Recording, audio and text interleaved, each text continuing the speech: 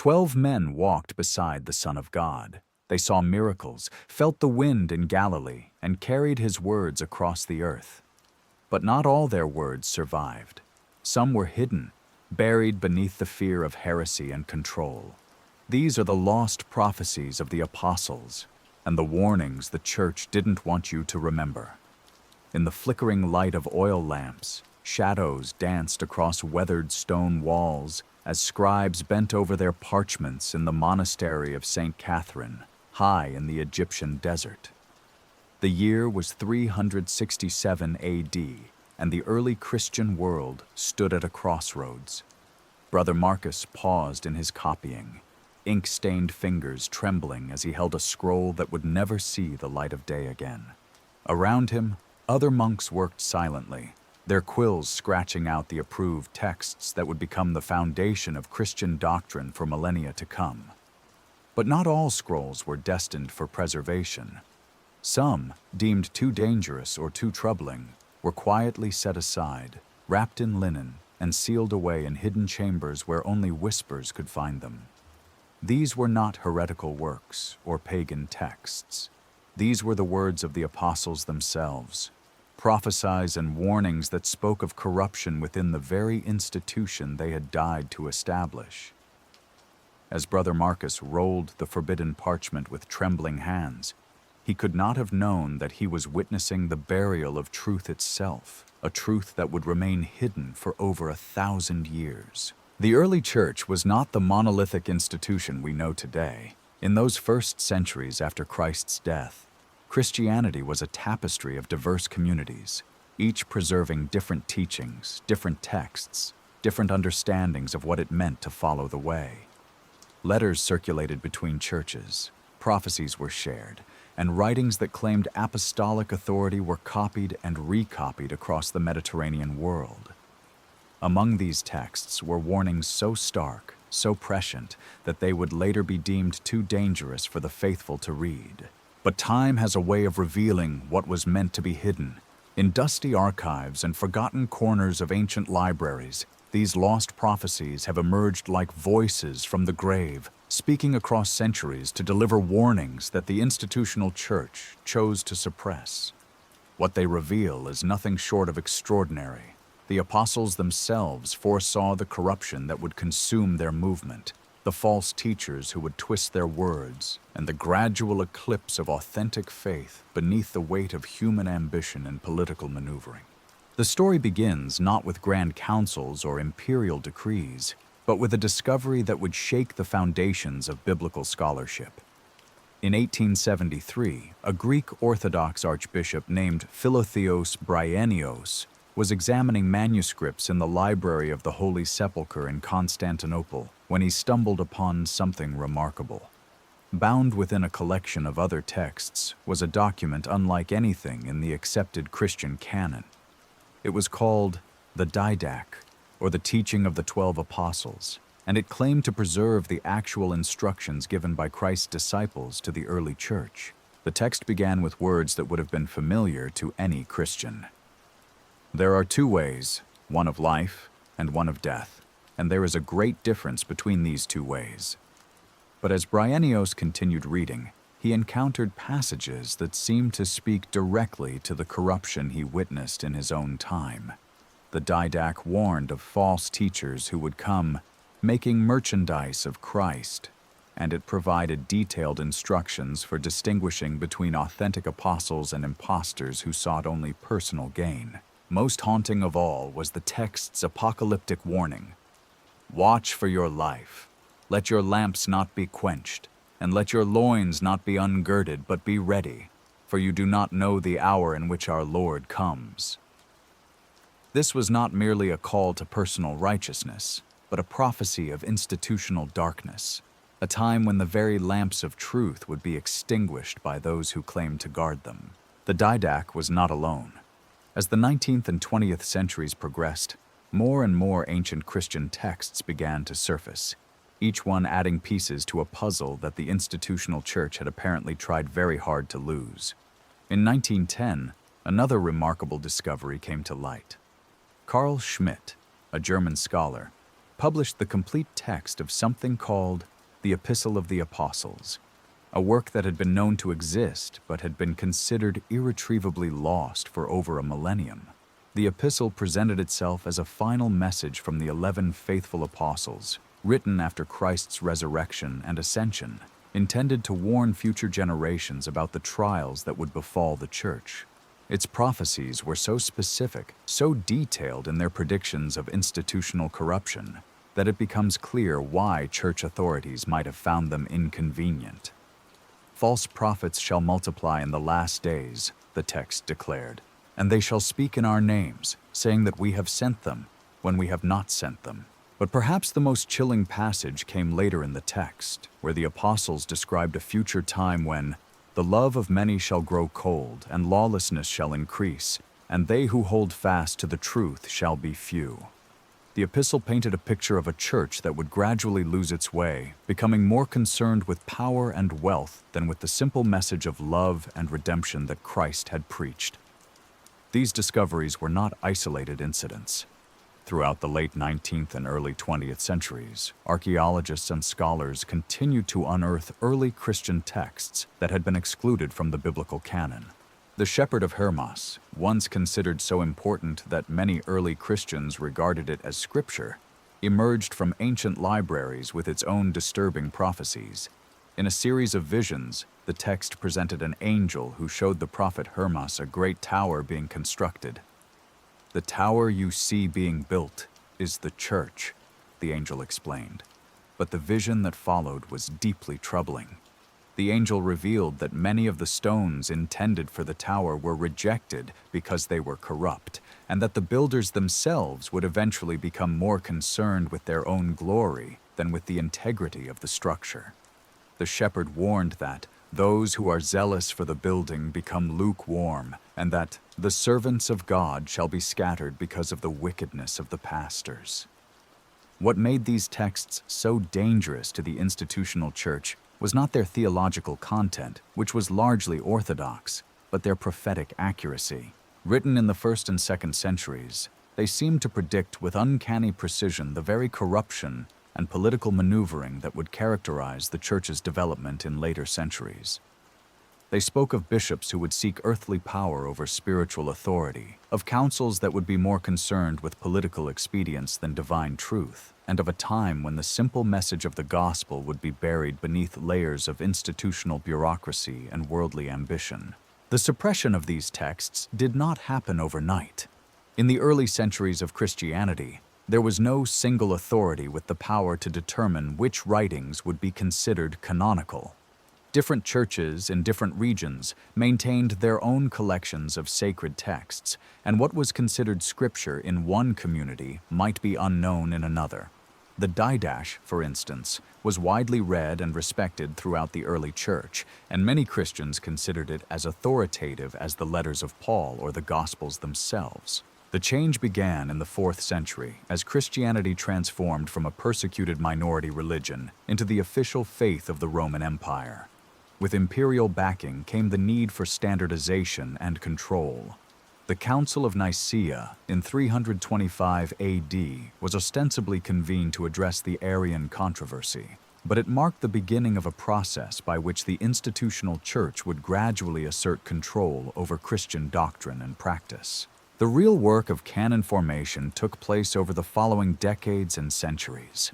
The Council of Carthage in 397 AD produced one of the first definitive lists of canonical books, but this list notably excluded many texts that had been widely read and respected in earlier periods. The Shepherd of Hermas, which had been quoted by church fathers and considered scripture by many communities, was relegated to the category of useful but not inspired texts. The Didache, with its inconvenient warnings about corrupt church leaders, simply disappeared from official recognition altogether. The process was not driven primarily by theological concerns, but by practical and political ones. The institutional church was becoming increasingly powerful and wealthy, and texts that warned against such developments were naturally unwelcome. Moreover, as Christianity became the religion of the empire, there was pressure to present a unified and authoritative front. Diverse texts with diverse messages were seen as potentially divisive and destabilizing. The scribes who worked in monasteries like St. Catherine's were not necessarily willing participants in this process of suppression.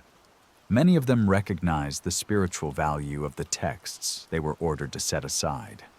Brother Marcus and his fellow monks often found ways to preserve what they could, hiding copies in secret places or incorporating fragments into other works where they might escape notice. It was through such acts of quiet rebellion that many of these texts survived at all.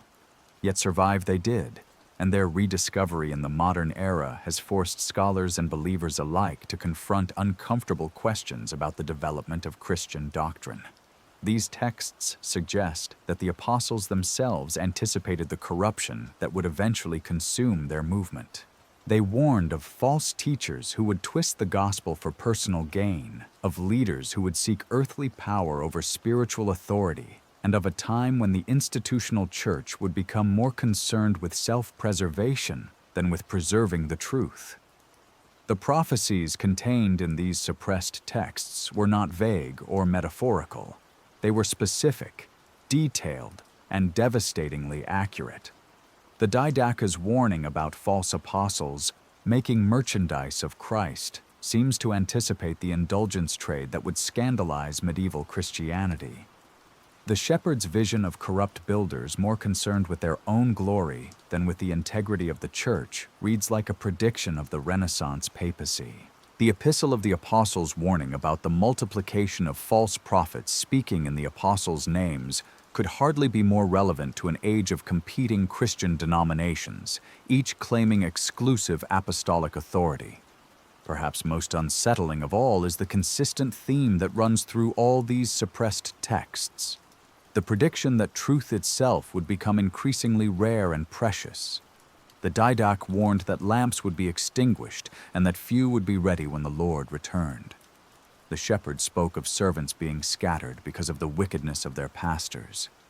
The epistle predicted that they who hold fast to the truth shall be few. These were not the rantings of bitter sectarians or the fantasies of apocalyptic enthusiasts. These were the measured warnings of the apostles themselves, men who had walked with Christ and who understood better than anyone the fragility of the movement they were leaving behind. They knew that human nature had not changed with the resurrection, that the same ambitions and corruptions that had plagued every human institution would eventually find their way into the church as well. What these forgotten apostles understood, and what made their warnings so threatening to later church authorities, was that the corruption they foresaw would not come from external enemies or pagan persecutors. It would emerge from within, carried out by those who claimed to be the very guardians of the faith. In monastery scriptoriums across the Christian world, as the 4th and 5th centuries unfolded, monks found themselves caught between loyalty to their superiors and loyalty to the texts that spoke uncomfortable truths about the future they were witnessing unfold. The Apocalypse of Peter, another text that had enjoyed widespread acceptance in early Christian communities, contained perhaps the most explicit warning of all. Though fragments had been known to scholars, it was not until 1910 that a more complete version emerged from the sands of Egypt, discovered among a collection of manuscripts in a monk's grave at Akhmim. The text presented a vision of the end times that was radically different from the revelation of John, focusing not on external catastrophe but on internal decay. "Beware of false prophets and of those who shall come after me," the text quoted Christ as saying. "They shall divide the unity of the church and speak lies in my name. They shall teach doctrines that are not mine, and they shall lead many astray through their smooth words and their love of honor." What made this prophecy particularly uncomfortable for church authorities was its specificity about the nature of this corruption. The false teachers would not be obvious heretics or pagans, but respected leaders within the church itself. The text went further, describing how these corrupt leaders would build great houses and acquire much gold and silver, saying that they do this for the glory of God. But in truth, they do it for their own glory. It painted a picture of a church that would become obsessed with earthly power and wealth, forgetting the poverty and humility that had characterized its earliest years. Most damning of all, it predicted that these leaders would forbid the reading of certain books, saying that they contain error, when in truth, they contain the very words that expose their own corruption. This last prophecy proved to be remarkably prescient. As the institutional church consolidated its power in the centuries following Constantine's conversion, there was indeed a systematic effort to control which texts could be read and which must be forgotten. The Council of Laodicea, held sometime between 343 and 381 AD, issued specific canons forbidding the reading of uncanonical books in churches. What constituted an uncanonical book was determined not by theological soundness alone, but by whether the text supported or challenged the growing authority of the episcopal hierarchy. The Epistula Apostolorum, as scholars later called it, contained another passage that must have made church authorities deeply uncomfortable. In describing the signs of the last days, it warned that the shepherds shall become wolves, and the wolves shall put on the clothing of shepherds. This was not merely a metaphorical warning about false teachers in general, but a specific prediction about the corruption of church leadership itself. The text suggested that those who claimed to be protecting the flock would actually be preying upon it. Archaeological evidence from the period suggests that this prophecy was being fulfilled even as the texts were being suppressed. Excavations at sites like Aquileia and Ravenna have revealed the increasingly lavish lifestyles of 4th and 5th century bishops, where early Christian leaders had lived in simple quarters and shared their meals with the poor. Their successors occupied palatial residences decorated with precious mosaics and filled with costly furnishings. The contrast could hardly have been more stark, and it was precisely the kind of development that the suppressed apostolic texts had predicted. The Gospel of the Hebrews, known to church fathers like Jerome and Clement of Alexandria, but later lost to history, apparently contained a saying of Christ that was considered too dangerous to preserve in its complete form. Jerome quoted only a fragment, "Be ye approved money changers." But early sources suggest the full saying warned specifically against those who would make merchandise of the gospel. The complete text, had it survived, might have provided ammunition for critics of the church's growing wealth and political influence. Perhaps nowhere was the accuracy of these prophetic warnings more evident than in the development of the papal system itself. The See of Peter, which had begun as a simple pastoral office in the Christian community of Rome, gradually transformed into something that would have been unrecognizable to the apostles. The Bishop of Rome began to claim not merely spiritual authority, but temporal power, asserting dominion over other churches and even over secular rulers. The Pseudo-Clementine literature, a collection of early Christian texts attributed to Clement of Rome, contained warnings that seemed to anticipate this very development. In the recognitions, Clement was quoted as saying, "The time will come when those who claim to sit in the seat of Moses will lord it over the heritage of God, and they will be more concerned with their own honor than with the honor of him who sent them." The text went on to warn that these leaders would make themselves equal to God and would demand that men bow down before them as if they were divine. This prophecy gained new relevance as the papacy developed its claims to infallibility and supreme authority over all Christians. What had begun as a pastoral office among equals had transformed into an imperial throne that claimed divine sanction for its earthly power. The very development that the early apostolic texts had warned against had come to pass with stunning accuracy. The suppression of these texts was not accomplished through dramatic public burnings or spectacular acts of censorship. Instead, it happened quietly, gradually, through the simple expedient of not copying them.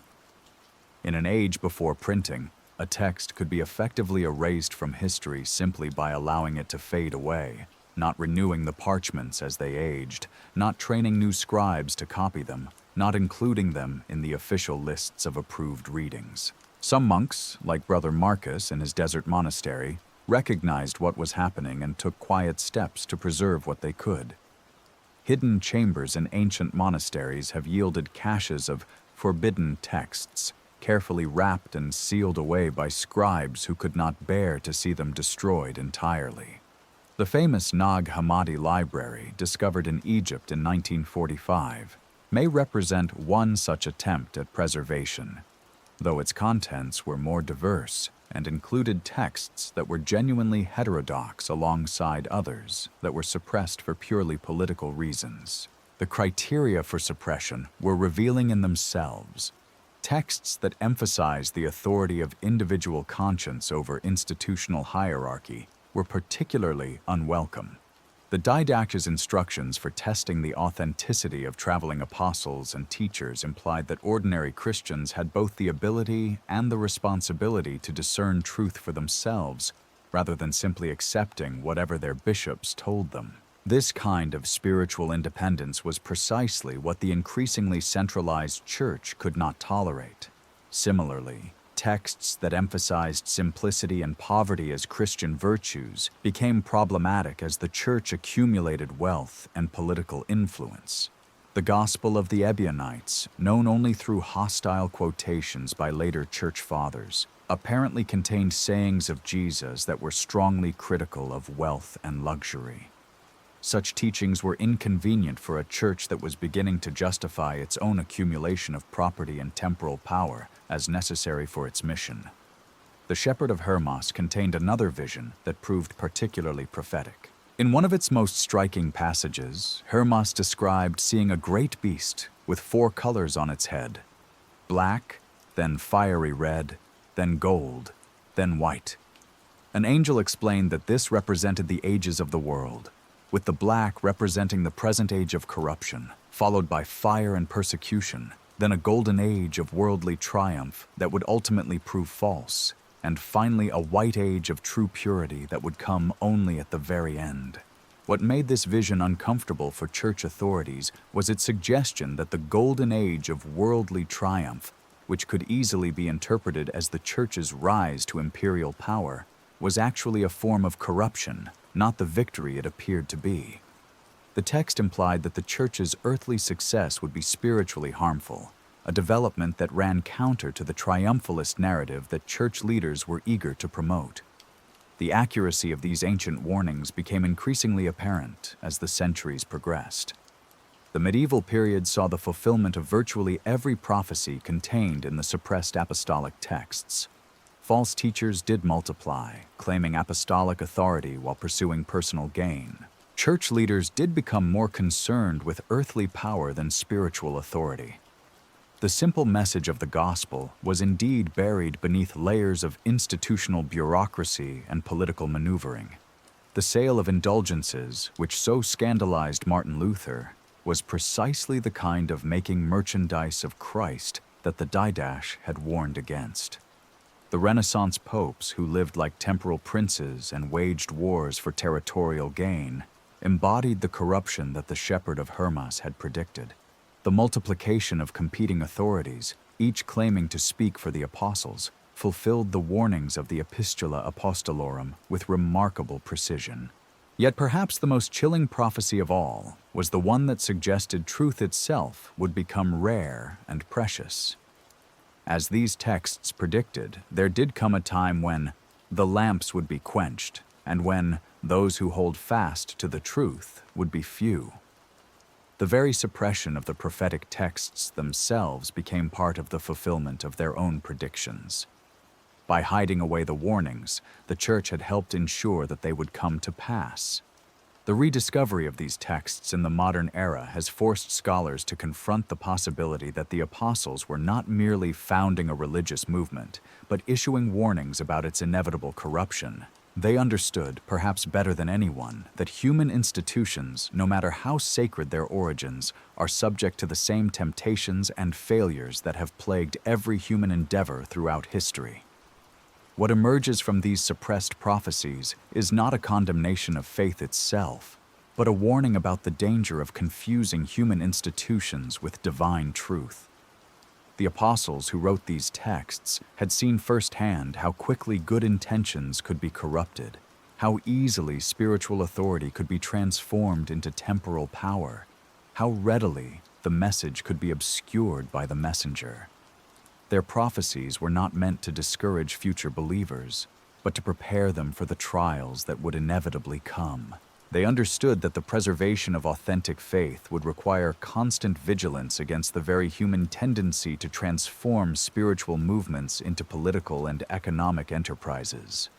They warned that the greatest threats to truth would come not from external enemies, but from those who claimed to be its guardians. In the flickering candlelight of ancient scriptoriums, as monks made their careful decisions about which texts to preserve and which to hide away, they were participating in a drama that the apostles themselves had foreseen. The prophecies they were suppressing had predicted their own suppression, creating a kind of temporal paradox that seems to validate their divine inspiration, even as it documents their earthly rejection. The prophecies grew more specific as more texts emerged from forgotten archives. The Acts of Paul, discovered in fragmentary form in various Egyptian papyri throughout the late 19th century, contained a discourse that seemed to address the very process by which these texts would be suppressed. In the last days, it quote, who call themselves guardians of the truth, yet Paul is saying, men will arise, they will hide the truth from those who seek it. They will say, this is not for your eyes, and this is too dangerous for your understanding. But in truth, they fear that the light will expose their own darkness.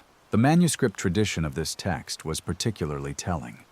Unlike the canonical Acts of the Apostles, which survived in hundreds of copies across multiple languages, the Acts of Paul existed only in scattered fragments, often found in the binding material of other books where they had been recycled as scrap. This pattern of preservation suggested deliberate suppression rather than natural decline. Someone had made a conscious decision that these particular words of Paul were too dangerous to survive intact.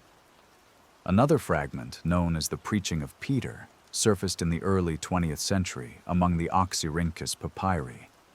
This text claimed to preserve Peter's final warnings to the church he had helped establish. The surviving portions contained a haunting prophecy. After my departure, wolves will come among you, not sparing the flock. And from among your own selves will arise men speaking twisted things to draw away the disciples after them. They will build great buildings and say, here is the house of God. But God does not dwell in houses made with hands stained by injustice. What made this prophecy particularly unsettling was its apparent reference to the great basilicas that would rise across the Christian world in the centuries following Constantine's conversion. These magnificent structures, funded by imperial wealth and built with forced labor, were indeed houses made with hands stained by injustice, yet they became symbols of Christian triumph rather than reminders of the corruption that had made them possible. The suppressed texts also contained detailed descriptions of how this corruption would manifest. The Testament of the 12 Patriarchs, which existed in various forms but was gradually edited and sanitized over the centuries, originally contained a section attributed to Levi, the priestly patriarch. In its earliest form, this text warned that the priesthood will be corrupted and the holy place will be defiled by those who should have been its guardians. They will offer sacrifices with unclean hands and speak lies in the name of the Most High. This prophecy seemed to anticipate not only the moral corruption of the clergy, but also the theological controversies that would plague the medieval church. The reference to unclean hands could be interpreted as predicting the simony that would become endemic in the church, while the lies in the name of the Most High might refer to the fabricated documents and false decretals that were used to justify papal supremacy. The process by which these prophecies were fulfilled was gradual but inexorable. The transformation began in earnest during the reign of Constantine, when Christianity shifted from being a persecuted minority to the favored religion of the empire. The Edict of Milan in 313 AD granted religious tolerance throughout the empire, but it also marked the beginning of a fundamental change in the nature of Christian leadership. Bishops who had once been chosen for their spiritual wisdom and moral character began to be selected for their political acumen and administrative skills. The church, which had survived centuries of persecution through the dedication of martyrs and confessors, now found itself dealing with ambitious men who saw episcopal office as a path to wealth and influence. The warnings contained in the suppressed texts seem to describe this transformation with prophetic accuracy. The Gospel of the Nazarenes, known to Jerome but subsequently lost, apparently contained a saying of Jesus that addressed this very issue. "Beware when all men speak well of you, for so their fathers did to the false prophets. The time will come when my followers will be praised by kings and honored by princes, and in that day you will know that the end of the age is at hand." This prophecy suggested that the church's worldly success would actually be a sign of spiritual decline rather than divine blessing. Archaeological evidence from the 4th and 5th centuries supports the accuracy of these ancient warnings. Excavations of episcopal residences from this period reveal a dramatic increase in luxury and ostentation. Where early Christian leaders had lived in simple quarters, indistinguishable from those of their congregations, their successors occupied elaborate palaces decorated with precious mosaics and furnished with costly artifacts imported from across the empire. The Basilica of San Vitale in Ravenna, completed in the 6th century, provides a particularly striking example of this transformation. The famous mosaic of Emperor Justinian depicts him wearing a halo, suggesting divine status, while Bishop Maximian stands beside him in robes of equal splendor. This image captures perfectly the fusion of spiritual and temporal authority that the suppressed texts had warned against. The prophecies also address the intellectual corruption that would accompany this moral decline. The dialogue of the Savior, found among the Nag Hammadi texts, but apparently known to early church fathers, contained a warning about the manipulation of sacred writings. Many will come in the last days saying, "We have the words of life," but they will have changed the words to suit their own purposes.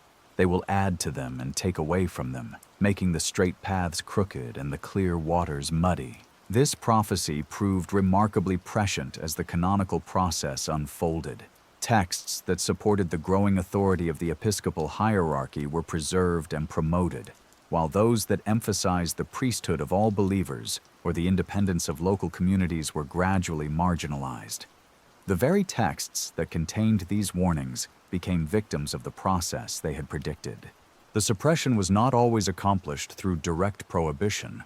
More often, it happened through subtle editorial changes that gradually altered the meaning of the original texts. The Epistle of Barnabas, which was widely read in the early church and was even included in some early biblical manuscripts, contained passages that were highly critical of religious authorities who sought earthly power.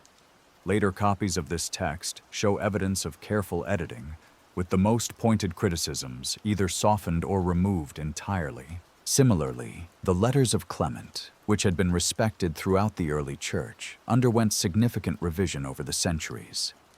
The original texts apparently contained strong warnings against the accumulation of wealth by church leaders and detailed instructions for maintaining the simplicity and equality that had characterized the earliest Christian communities.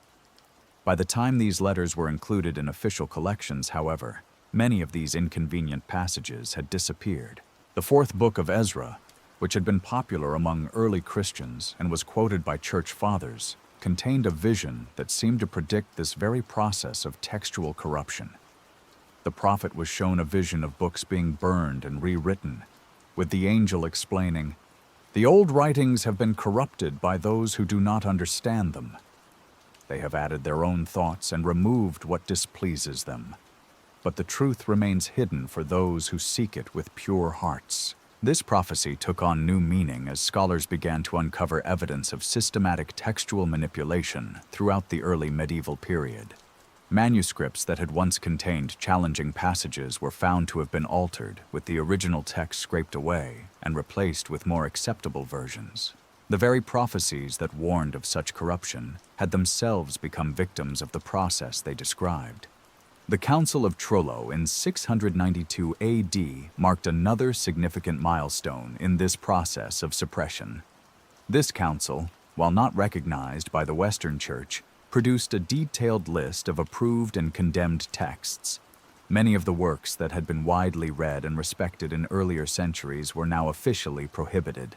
The reasoning given was the protection of the faithful from dangerous doctrines, but the pattern of which texts were condemned suggests that theological orthodoxy was less important than institutional convenience.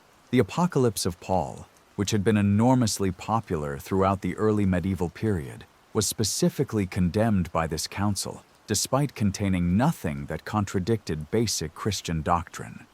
Its crime appears to have been its vivid descriptions of the punishments awaiting corrupt clergy and its emphasis on the accountability of church leaders to divine judgment. Such themes were increasingly unwelcome in an age when ecclesiastical authority was becoming more absolute and less accountable to external oversight. The suppressed texts also contained warnings about the multiplication of competing authorities within the church itself. The second treatise of the Great Seth, found at Nag Hammadi, but reflecting much earlier traditions, warned that, "In the last days there will be many who claim to speak for the apostles, and each will say that his authority is greater than the others. They will quarrel among themselves while the sheep scatter and the wolves devour." This prophecy seemed to anticipate the Great Schism of 1054, when the Eastern and Western churches formally separated, each claiming exclusive apostolic authority. It also prefigured the later conflicts between popes and anti-popes, emperors and patriarchs, councils and individual prelates, all claiming divine sanction for their competing visions of church governance. The Protevangelium of James, which had been widely accepted in the Eastern Church and was known throughout the Western Church as well, contained a prophecy attributed to the Virgin Mary herself. Speaking of the future of the Church, she was quoted as saying, "My Son's followers will build great monuments in his name, but they will forget the small and humble places where his presence truly dwells. They will seek to honor him with gold and silver, but they will dishonor him by their treatment of the poor and the powerless." This prophecy gained new relevance as the medieval church channeled enormous resources into the construction of cathedrals and monasteries, while often neglecting the basic needs of the common people. The contrast between the wealth displayed in ecclesiastical architecture and the poverty of ordinary Christians became one of the most persistent criticisms of the medieval church. Yet it had been predicted with remarkable accuracy in texts that the church itself had chosen to suppress. The process of suppression was facilitated by the practical realities of manuscript production in the medieval period. Parchment was expensive, scribes were few, and the decision of which texts to copy and preserve was necessarily selective. Monastery libraries became the arbiters of which voices from the past would continue to speak to future generations. Abbots and bishops, concerned with maintaining good relations with ecclesiastical authorities, naturally favored texts that supported the existing order over those that challenged it. The Rule of the Master, an early monastic text that influenced the later rule of Saint Benedict, originally contained a section that warned against the corruption of monastic communities by worldly concerns.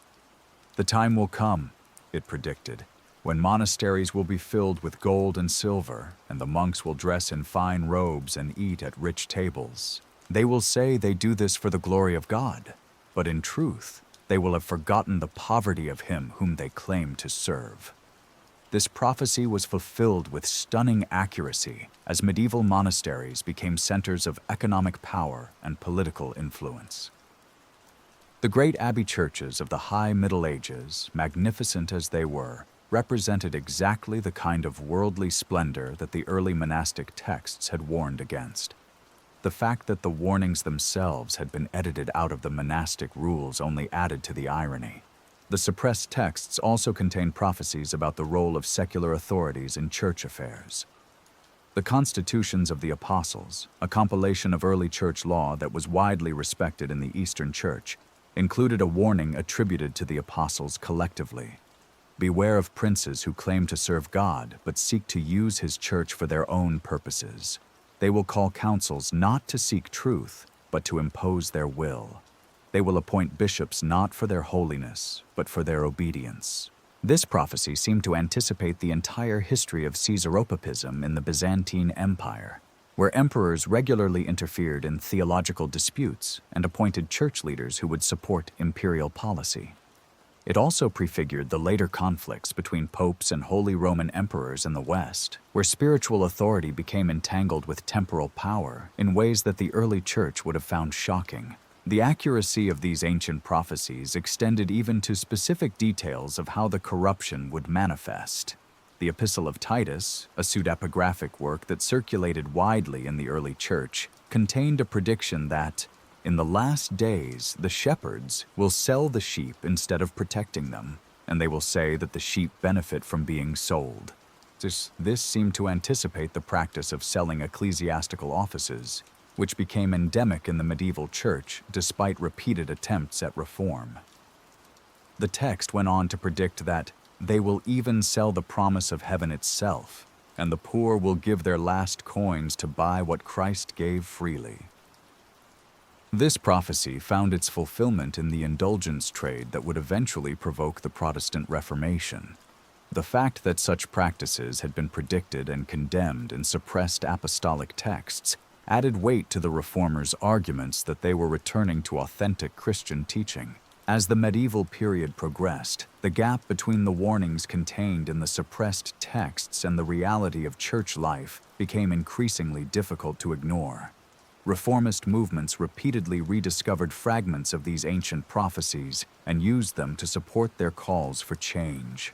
The Waldensians, the Cathars, and other groups that were condemned as heretical often cited passages from suppressed apostolic texts to justify their criticism of ecclesiastical corruption. The institutional church's response was typically to dismiss these texts as later forgeries or heretical inventions, but scholarly analysis has increasingly supported their antiquity and authenticity.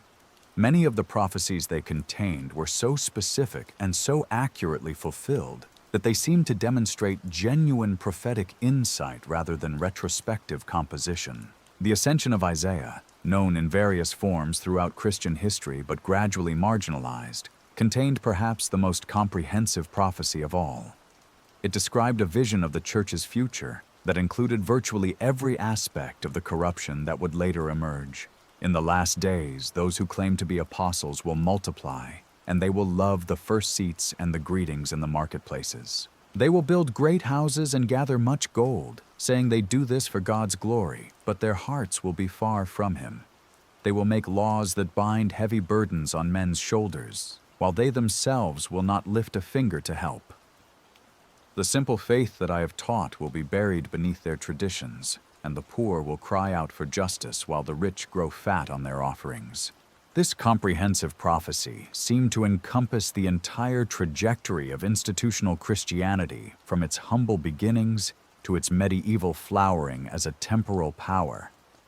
The accuracy of its predictions was so striking that it became increasingly difficult for church authorities to dismiss it as mere coincidence or lucky guessing. The suppression of these prophetic texts represented more than just an attempt to control dangerous ideas. It was part of a systematic effort to reshape the historical memory of Christianity itself. By removing the warnings that the apostles had left for future generations, the institutional church eliminated inconvenient reminders that its corruption had been not only predicted, but explicitly condemned by the very founders of the faith. Yet the prophecies themselves contained a final twist that their suppressors may not have anticipated. Many of the texts predicted their own suppression as part of the broader pattern of corruption they described. The Didache warned that the lamps would be quenched, and the Epistle of the Apostles predicted that truth would become rare and precious. By suppressing these texts, the church had actually fulfilled their prophecies, creating a kind of self-validating cycle that seemed to confirm their divine inspiration, even as it documented their earthly rejection. In hidden chambers throughout the Christian world, patient scribes continued their work of preservation, driven by the conviction that truth, however suppressed, would eventually emerge into the light. They could not have known that their carefully hidden manuscripts would one day be discovered by archaeologists and scholars, but they understood instinctively that the Word of God, once spoken, could not be permanently silenced. The The prophecies they preserved spoke not only of corruption and decline, but also of ultimate redemption. Even the darkest visions contained promises that truth would eventually triumph over deception, that the authentic voice of the gospel would ultimately break through the accumulated layers of institutional self-interest and human ambition.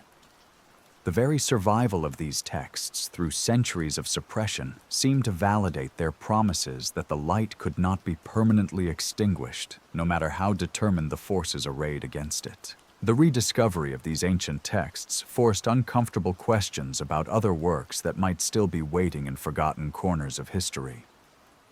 In 1896, a German expedition working in the ancient city of Oxyrhynchus in Egypt began unearthing thousands of papyrus fragments from what had once been the town's garbage dumps. Among the administrative records and personal letters, scholars found fragments of Christian texts that had been completely unknown to modern scholarship. One of the most significant discoveries was a collection of sayings attributed to Jesus, written in a script that suggested composition in the 2nd century. These were not the familiar words from the canonical Gospels, but entirely new teachings that seemed to address the very concerns that had been raised in other suppressed texts. "When you see the shepherds clothing themselves in wool while the sheep go naked," one fragment read, "then you will know that the end of the age has drawn near." The implications were staggering. If authentic, these sayings suggested that Jesus himself had anticipated the corruption that would eventually consume the institutional church. They painted a picture of a teacher who understood that his message would be co-opted by those seeking power and wealth, and who had tried to warn his followers about what was coming. Another fragment, discovered in the binding of a 5th century manuscript, contained what appeared to be part of a lost letter from the Apostle James. The surviving portion was brief but pointed. "My brothers, do not be deceived by those who build great houses in the name of the Lord, while the poor sleep in the streets. They have forgotten that our Master had nowhere to lay his head, yet they surround themselves with luxury and call it holy." The pattern was consistent across all these rediscovered texts. They warned of a future in which the simple message of love and redemption would be obscured by institutional complexity, in which spiritual authority would be transformed into temporal power, and in which the needs of the organization would take precedence over the welfare of the faithful.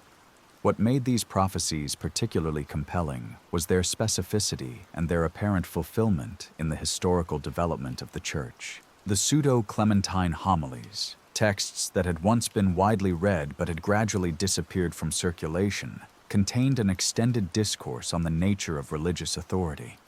In a passage that was apparently too controversial to survive in most manuscript traditions, Peter was quoted as warning his disciples about the future of the movement they were establishing.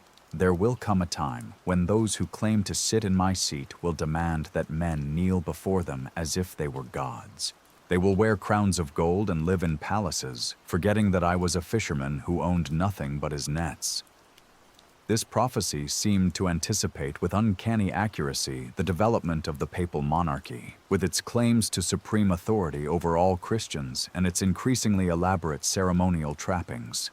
The contrast between Peter's simple life as described in the Gospels and the imperial splendor of his supposed successors could hardly have been more stark. The text went on to describe how this corruption would spread throughout the church hierarchy. "As the head becomes diseased, so will the body sicken. Bishops will compete with princes for wealth and honor, and priests will seek profit more than righteousness. The word of God will become a commodity to be bought and sold, and the poor will be turned away from the very doors they built with their offerings." Archaeological evidence from late antiquity and the early medieval period confirms the accuracy of these predictions. Excavations of episcopal complexes from the 5th and 6th centuries reveal a dramatic transformation in the lifestyle of church leaders. Where early Christian bishops had lived modestly among their congregations, their successors occupied elaborate compounds that rivaled imperial palaces in their luxury and grandeur. The Basilica of Euphrasia in Porech, completed in the 6th century, provides a striking example of this transformation. The bishop's residence, attached to the church complex, featured elaborate mosaics, heated floors, and private baths that would have been the envy of any secular nobleman. The inscription proudly proclaims that Bishop Euphrasia built the complex for the glory of God, but the archaeological evidence suggests that personal glorification played at least an equal role. The suppressed text had predicted precisely this kind of self-deception. The Testament of Solomon, a work that had circulated widely in early Christian communities before being marginalized, contained a warning about the psychology of corruption. The evil one does not come wearing the face of evil, but disguised as righteousness. Those who fall to his temptations will convince themselves that their sins are virtues, and their greed is godliness. This psychological insight proved remarkably prescient. Medieval church leaders who lived in luxury while their parishioners suffered in poverty consistently justified their lifestyle as necessary for the dignity of their office or the glory of God. They seemed genuinely to believe their own rationalizations, fulfilling the ancient prophecy that they would call their greed godliness. The Epistle of the Apostles contained another prediction that proved chillingly accurate. In the last days, the teachers will become more concerned with the approval of men than with the approval of God. They will speak smooth words to please the powerful, while the truth becomes bitter in their mouths. This prophecy seemed to anticipate the countless compromises that church leaders would make with secular authorities throughout the medieval period. The relationship between Emperor Constantine and Bishop Hosius of Cordoba exemplified this dynamic.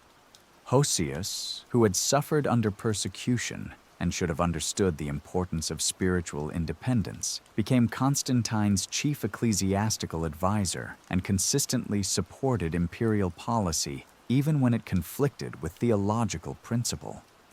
The Council of Nicaea, which Hosius helped organize at Constantine's behest, established precedents for imperial interference in church affairs that would plague Christianity for centuries. The Acts of Peter, known in fragmentary form but apparently once more complete, contained a vision that Peter claimed to have received shortly before his martyrdom. In this vision, he saw the future of the church as a great tree that would grow tall and strong but would gradually become hollow at its core. "The tree will appear mighty from a distance," the vision explained, "but those who seek shelter beneath its branches will find that it offers no true protection, for its heart has been eaten away by worms." This metaphor proved remarkably apt for describing the medieval church, which presented an impressive facade of power and authority while often failing to provide genuine spiritual nourishment to the faithful. The elaborate rituals and magnificent buildings masked a spiritual emptiness that became increasingly apparent to ordinary believers. The gospel of truth, discovered among the Nag Hammadi texts but reflecting much earlier traditions, contained a saying attributed to Jesus that addressed this very problem.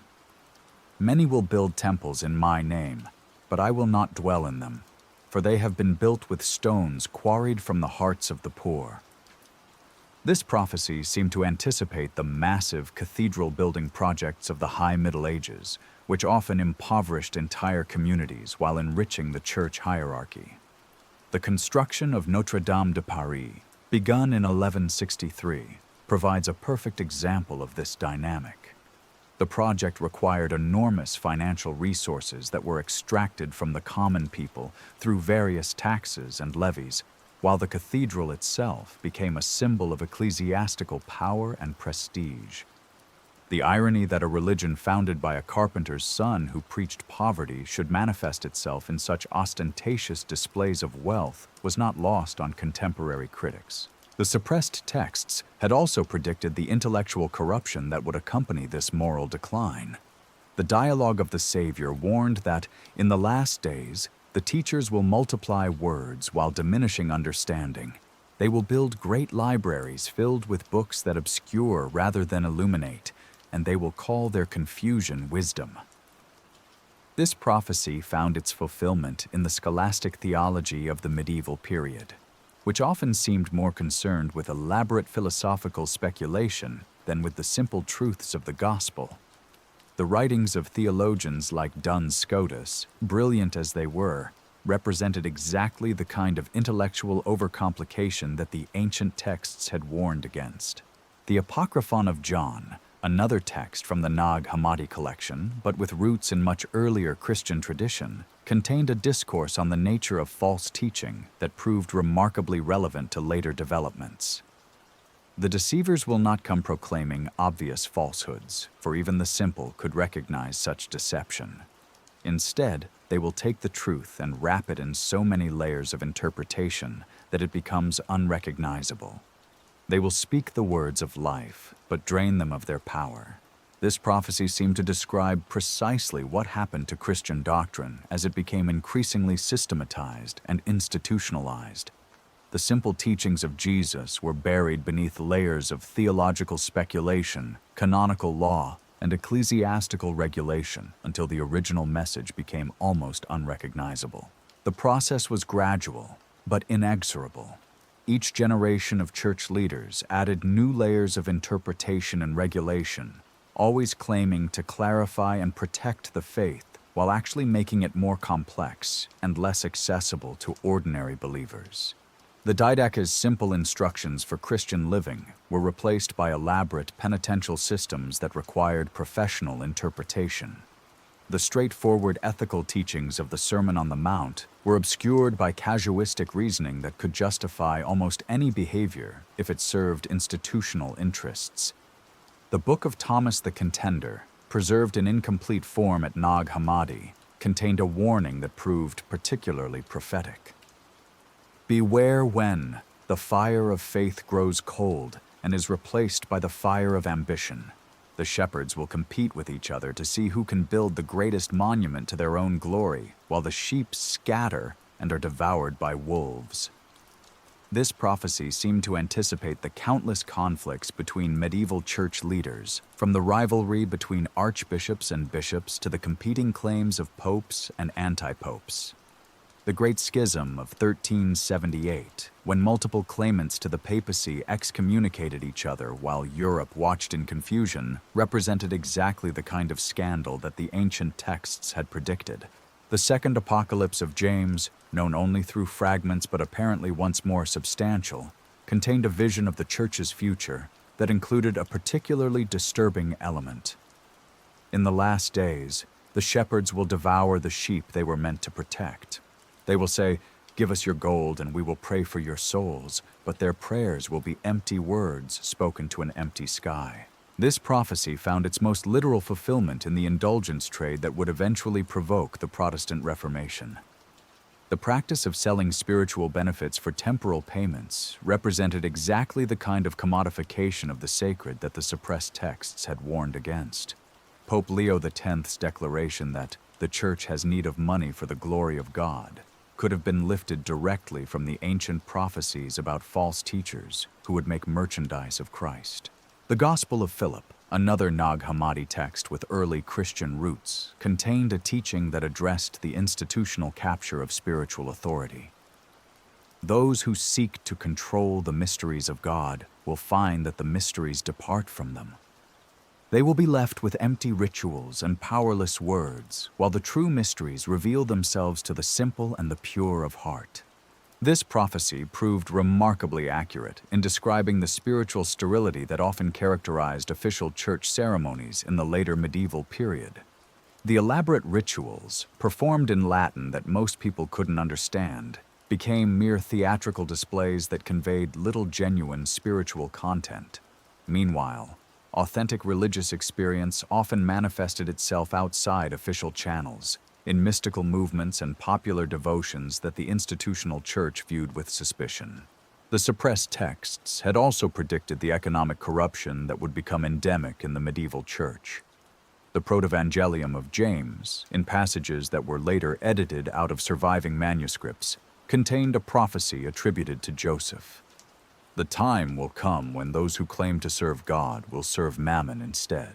They will measure their success not by the souls they save, but by the gold they accumulate, and they will call their greed a virtue.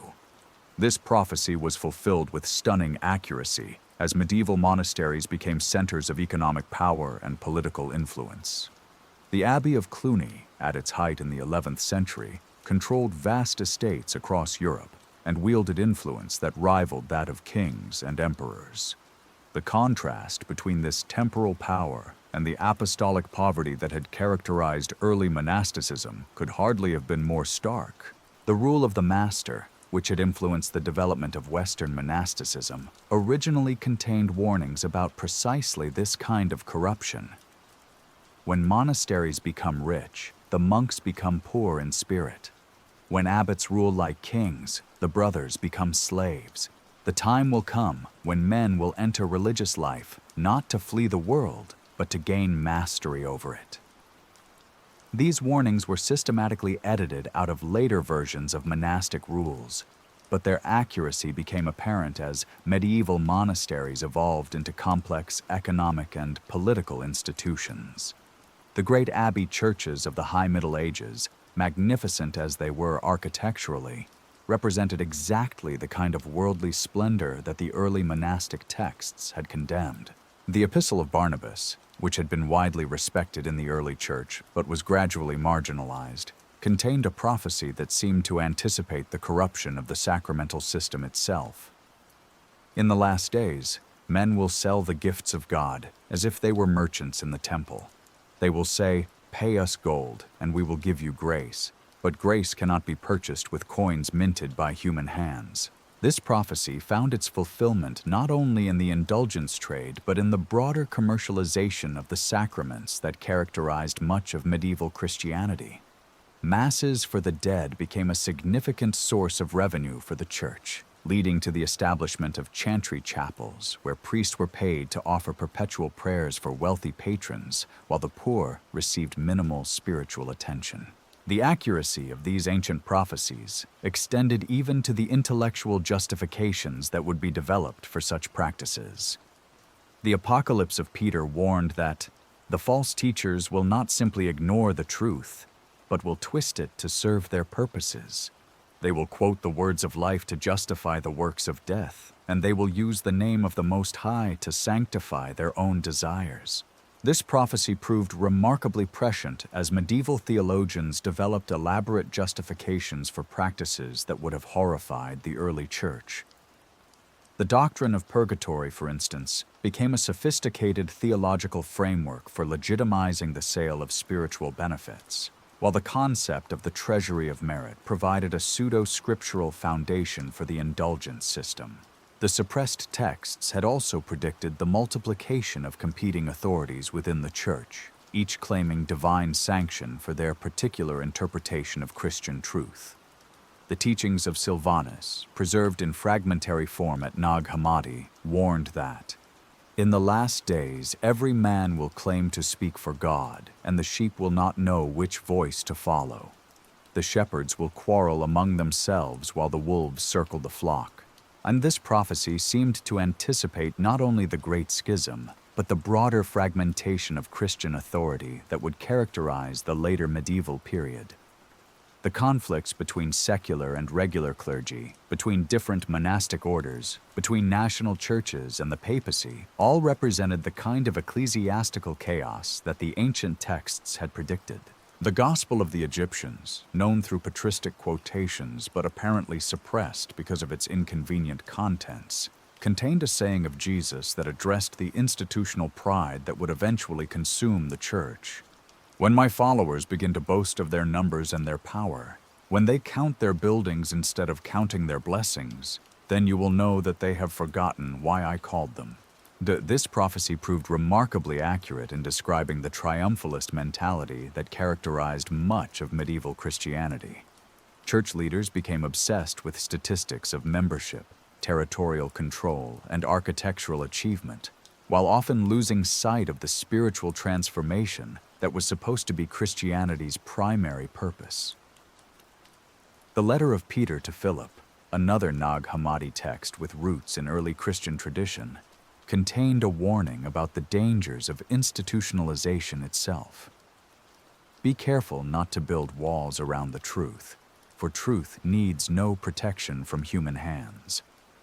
When you see men constructing barriers in the name of defending the faith, know that they seek not to protect truth, but to control it. This prophecy seemed to anticipate the entire history of ecclesiastical censorship and thought control. The index of prohibited books, the Inquisition, and the various councils and synods that condemned theological innovation all represented exactly the kind of institutional barriers that the ancient texts had warned against.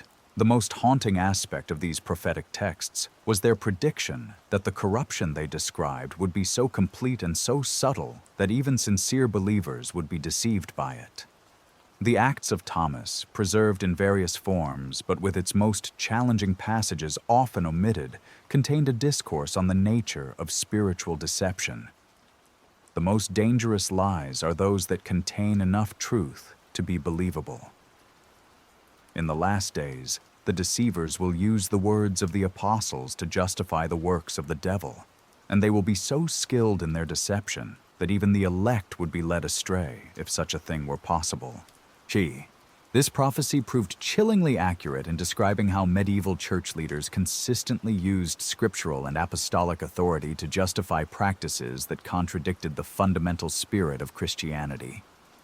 The Crusades were launched in the name of the Prince of Peace. The Inquisition operated in the name of the God of Love, and the accumulation of vast wealth was justified in the name of one who had commanded his followers to sell all they had and give to the poor.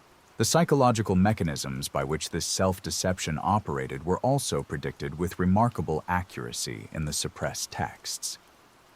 The Testament of Truth warned that those who fall into the trap of seeking power in the name of righteousness will gradually lose the ability to distinguish between their own desires and the will of God.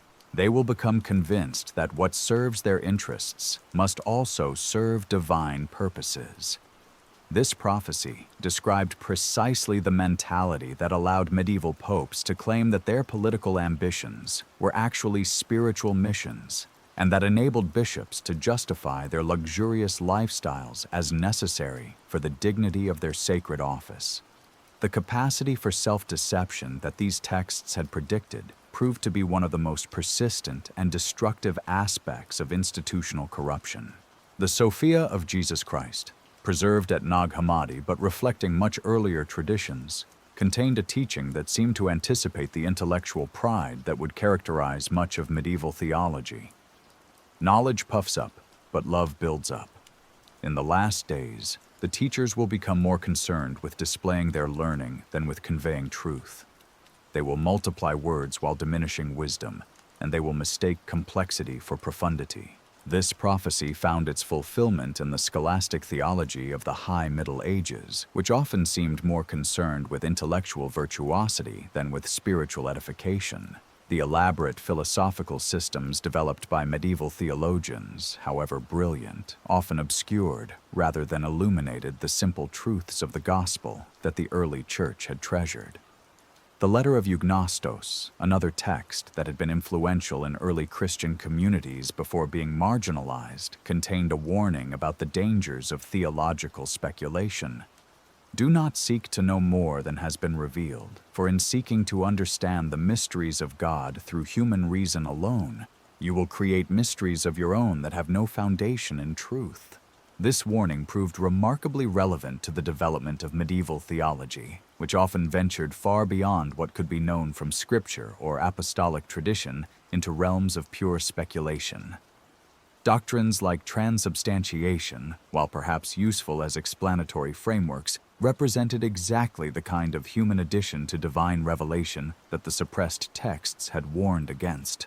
The prophecies contained in these forgotten texts spoke not only of institutional corruption, but also of the spiritual consequences that would follow from it. The Gospel of Mary, known through fragments but apparently once more complete, contained a vision of the Church's future that included a particularly disturbing element. When the shepherds become wolves, the sheep will scatter and seek pasture elsewhere. Many will leave the fold entirely, while others will gather in small groups to remember what has been forgotten. This prophecy seemed to anticipate both the mass defection from Christianity that would characterize the modern period and the rise of reform movements that would attempt to recover authentic Christian teaching. The Waldensians, the Cathars, and other groups that were condemned as heretical often represented exactly the kind of scattered sheep that the ancient prophecies had described. The second letter of Clement, which had been widely read in the early church but was gradually excluded from the canon, contained a particularly poignant passage about the spiritual desolation that would result from institutional corruption. When the salt loses its savor, with what shall it be salted? When the light of the world grows dim, where will men look for guidance? The time will come when those who hunger for righteousness will find no bread in the places where bread should be abundant. This prophecy captured the spiritual frustration that many medieval Christians experienced when they sought authentic religious experience, but found only empty ritual and corrupt leadership. The popularity of mystical movements and heterodox sects during the later medieval period reflected precisely the kind of spiritual hunger that the ancient texts had predicted would go unsatisfied by the institutional church. The Acts of Paul and Thecla, which had been enormously popular in the early church but was later suppressed, contained a vision that Paul claimed to have received about the future of Christianity. I saw a great city that called itself the City of God, but its streets were filled with merchants, and its temples were full of gold. The poor were turned away from its gates, while the rich were welcomed with honor. And I heard a voice saying, "This is not my city, for I dwell not in temples made with hands stained by injustice." This vision seemed to anticipate the transformation of Christianity, from a religion of the dispossessed into a religion of the establishment. The medieval church's alliance with secular power and its accumulation of vast wealth represented exactly the kind of worldly success that the early Christian texts had identified as spiritual failure. Perhaps the most profound insight contained in these suppressed prophecies was their understanding that the corruption they predicted would not be a deviation from Christianity, but would claim to be Christianity itself.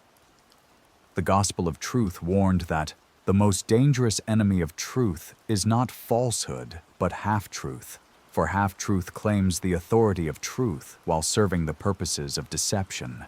This insight proved remarkably prescient in understanding how medieval Christianity could maintain its claim to apostolic authority while departing so radically from apostolic practice. The institutional church never explicitly rejected the teachings of Jesus or the apostles.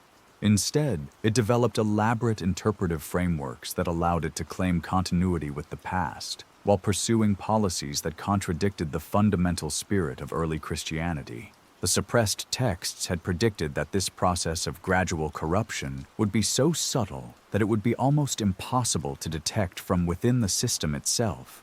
Only those who maintained contact with the original sources would be able to recognize how far the institution had strayed from its foundations.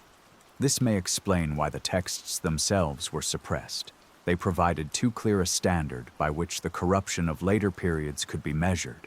As the medieval period drew to a close, the accuracy of these ancient prophecies became increasingly difficult to ignore. The very existence of reform movements like the Franciscans and Dominicans testified to widespread recognition that something had gone wrong with institutional Christianity. The fact that these reform movements were eventually co-opted by the very system they had intended to reform only confirmed the prescience of the suppressed prophecies. The rediscovery of these texts in the modern era has forced scholars and believers alike to confront the possibility that the corruption of Christianity was not an accident of history, but an inevitable consequence of institutionalization itself. The apostles who wrote these warnings understood something that later generations forgot: that human institutions, no matter how sacred their origins or noble their purposes, are subject to the same temptations and failures that have plagued every human endeavor throughout history. Yet the texts also contained a message of hope. Even the darkest prophecies suggested that the authentic spirit of Christianity would survive, preserved in hidden places and faithful hearts, waiting for a time when it could emerge once again into the light. The very survival of these suppressed texts through centuries of institutional opposition seemed to validate their promise that truth, however deeply buried, cannot be permanently silenced. In the quiet corners of monastery libraries, where patient scribes had once hidden away the inconvenient prophecies of the apostles, the work of preservation continued. Each carefully copied manuscript, each fragment hidden in a wall or sealed in a jar, represented an act of faith that someday the truth would be needed again. They could not have known that their hidden treasures would eventually be discovered by archaeologists and scholars, but they trusted that the word of God, once spoken, would not return empty. The prophecies they preserved spoke of corruption and decline, but also of ultimate restoration. The same text that predicted the eclipse of authentic Christianity also promised its eventual return. Perhaps the greatest prophecy was not about the end of the world, but about the end of deception itself, when the accumulated layers of human ambition and institutional self-interest would finally be stripped away, revealing once again the simple truths that had been hidden for so long beneath the weight of history. The flickering flames cast dancing shadows across weathered stone as Brother Matthias carefully rolled the ancient parchment, his weathered hands moving with reverent precision. Around him, the scriptorium of Nitria Monastery hummed with quiet purpose as dozens of scribes bent over their desks, copying the sacred texts that would shape Christian thought for generations to come. But not every manuscript would see the light of day. Some scrolls, their contents deemed too provocative for general consumption, were quietly set aside, wrapped in protective cloth, and carried to chambers where silence reigned supreme. The year was 382 AD, and the Christian world stood at a pivotal moment. The Council of Rome had recently convened, deliberating which texts deserved inclusion in the sacred canon and which should fade into obscurity. In monasteries across the Mediterranean, scribes faced difficult choices as they sorted through centuries of accumulated Christian literature. Some works clearly belonged among the accepted scriptures. Others, despite their ancient origins and apostolic claims, presented uncomfortable truths that church authorities found increasingly difficult to reconcile with their emerging institutional vision. Among these troublesome texts were writings that claimed direct apostolic authorship, prophecies that spoke with startling clarity about the future corruption of the very church that now sought to silence them. These were not heretical works penned by distant sectarians, but documents that had circulated alongside the Gospels and Pauline epistles in the earliest Christian communities.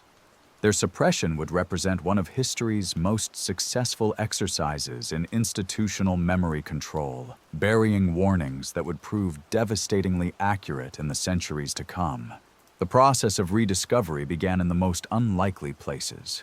In 1873, Metropolitan Philotheos Bryennios was examining manuscripts in the library of the Monastery of the Holy Sepulchre in Constantinople, when he encountered a text that would revolutionize understanding of early Christianity. Written in Greek on vellum pages worn smooth by age, the document bore the title Didache ton Dodeca Apostolon, the teaching of the 12 apostles. As Bryennios carefully transcribed the faded ink, he realized he was handling one of the most significant archaeological discoveries in Christian history. The Didache presented itself as the actual instructions given by Christ's apostles to the early church, a kind of practical manual for Christian living that had been lost for over a millennium. Its opening words carried the weight of apostolic authority. There are two ways, one of life and one of death, and there is a great difference between these two ways. Yet as Bryennios continued reading, he encountered passages that seemed to address the institutional corruption he witnessed in his own time, with prophetic precision. The text provided detailed instructions for distinguishing between authentic apostles and false teachers who sought personal gain. It warned explicitly about those who would come making merchandise of Christ, describing with uncanny accuracy the very practices that had scandalized medieval Christianity. Most haunting of all was its apocalyptic warning: "Watch for your life, let your lamps not be quenched, and let your loins not be ungirded, but be ready, for you do not know the hour in which our Lord comes." Now, this was not merely a call to personal vigilance, but a prophecy about institutional darkness. a time when the very lamps of truth would be systematically extinguished by those who claimed to guard them. The Didache was not an isolated discovery. As the 19th century progressed, other suppressed apostolic texts began to emerge from forgotten archives and ancient burial sites. In 1910, Carl Schmidt published the complete text of the Epistle of the Apostles, a work that had been referenced by early church fathers but had been considered permanently lost.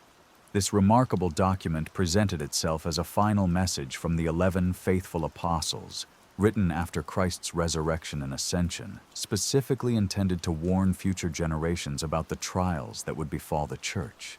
The epistle's prophecies were so specific and detailed in their predictions of institutional corruption that it became clear why church authorities might have found them deeply uncomfortable.